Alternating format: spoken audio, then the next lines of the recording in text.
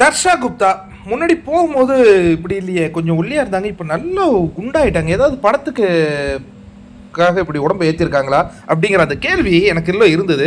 But அதை பவித்ரா கேட்குறாங்க, அதெல்லாம் இல்லையா. எல்லா நாளும் உட்காந்து ஏன்டா நான் எவிக்ட் ஆனேன்னு அந்த ஹாட்ஸ்டாரில் நான் பார்த்துக்கிட்டு இருந்தேன் அப்படின்னு சொல்கிறாங்க. அது என்னன்னு தெரில, ஏதோ படத்துக்காக தான் அவங்க கெட்டப் மாற்றிருக்காங்கன்னு நினைக்கிறேன்.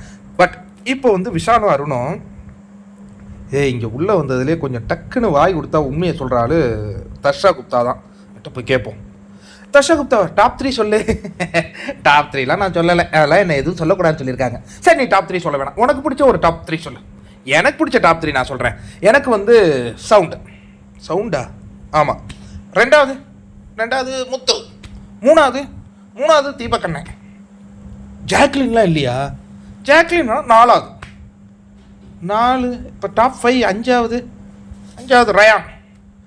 ரயான் பிடிக்குமா, சவுண்டு பிடிக்குமா? சவுண்டு தான். ரயான் இப்போ தானே விளையாட தொடங்கியிருக்கிறாரு. சரி, நாங்களாம் இந்த லிஸ்ட்டில் நீங்களா என்னை தலைவின்னு சொல்லி என்னை வெளில அனுப்புனீங்களே, உங்களாம் நான் சொல்லவே மாட்டேன் போங்க அப்படின்ட்டு போயிட்டாங்க.